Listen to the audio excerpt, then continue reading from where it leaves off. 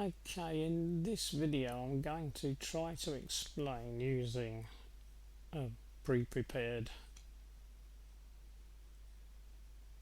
Microsoft Publisher document some of the sort of mysteries behind EDC16 PD injection quantity selection and duration and start of injection. It may well end up as several small videos or one long one, I'm not sure. Depends how bored I get, I guess, and how bored anybody listening gets.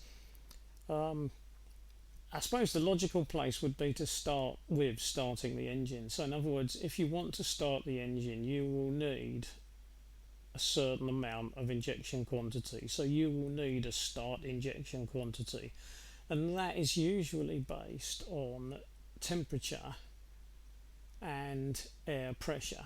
Now the temperatures can be air temperatures, coolant temperatures, fuel temperatures, so there's a variety.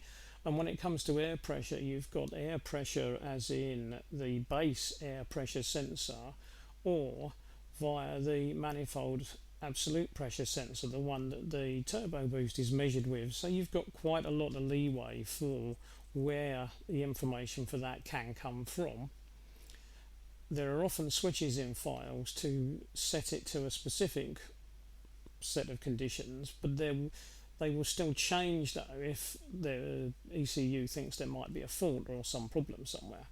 But anyway, okay, so that will allow some kind of starting IQ to be selected, and so that starting IQ will be selected, and once you've got that start IQ, and obviously it's got nothing to do with the accelerator pedal, which is why we don't need to touch the accelerator pedal when we start these engines, the engine will start. Now if you've started a cold engine, then this start IQ will be quite a high value compared to if it was a hot engine, but it will still be higher than normal regardless, because it usually uses more fuel to start the engine than it would if the engine was already ticking over.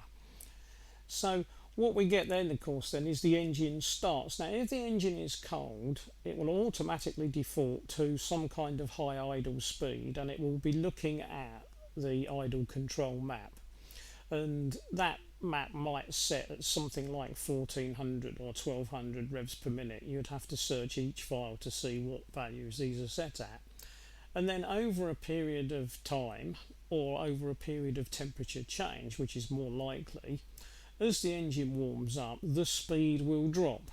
So in other words, the speed or the idle speed will drop until it arrives at whatever the normal value is in the file for that engine. So it might be 850 revs per minute, and obviously we notice that with our cars. We start them and they're cold and the engine might idle a little bit higher, and then as it warms up it drops back to the usual low idle.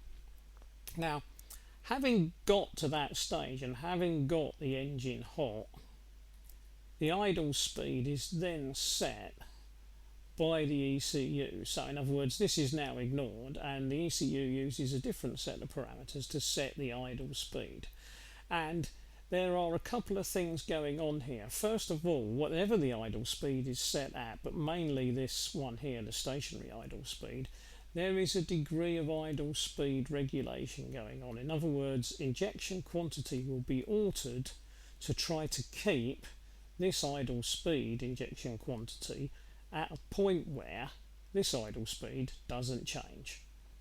So in other words, because the idle speed desired point is 850, there will be constant little fluctuations that are being measured and injection quantity modified slightly to try and make sure that it stays as close to 850 as possible.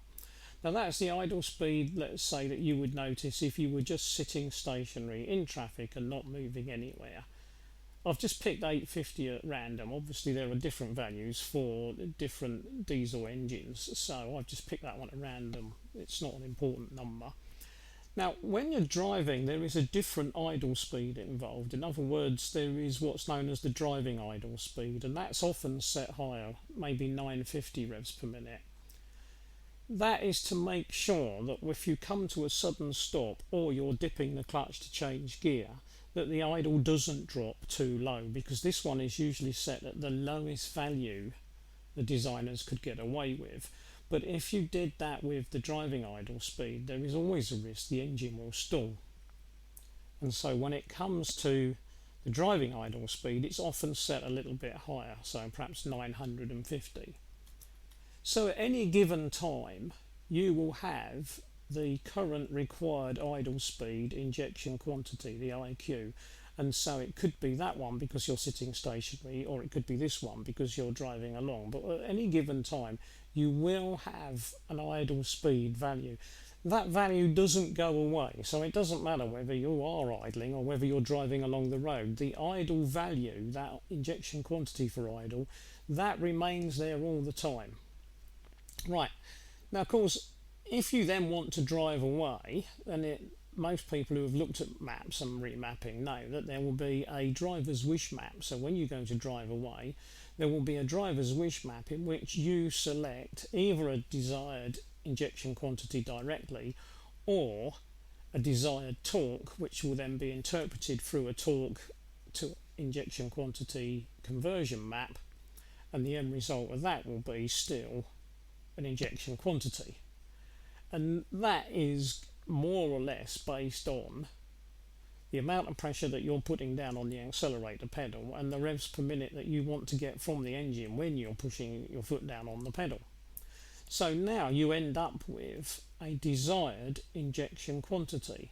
Now that desired injection quantity then is two things. It's the information that you've given because you are in control, you're driving, and it's the information the ECU has given that's not under your control, which is all about idle speed. So you've now got this desired driving injection quantity. Now you could look at this and think, oh, that's reasonably complicated, but in fact it's much more complicated than that, because the ECU doesn't just produce this. What it does is it produces lots of variations on this. So in other words, it will produce a smoothed desired driving injection quantity. At the same time, it will produce the original raw data desired injection quantity. So there'll be this one, and there'll be another one, which is the raw data. And then it will also produce one that may include the idle speed, or it may not include the idle speed. In other words, lots of different versions of this are produced inside the ECU for use under different conditions.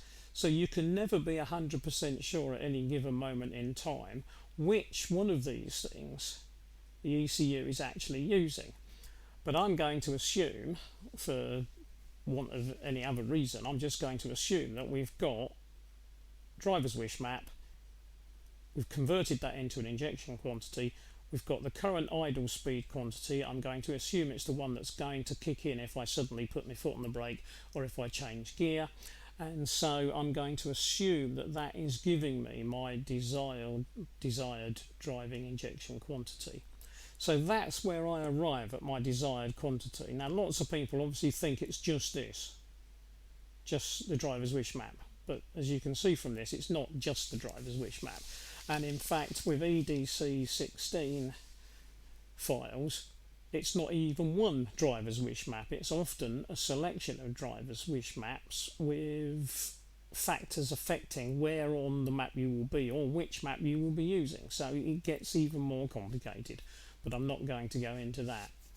Right, now what I'm going to do is I'm going to stop there and do the next bit on another video, simply because I want to keep these short, because otherwise you are going to get bored out of your mind listening to them.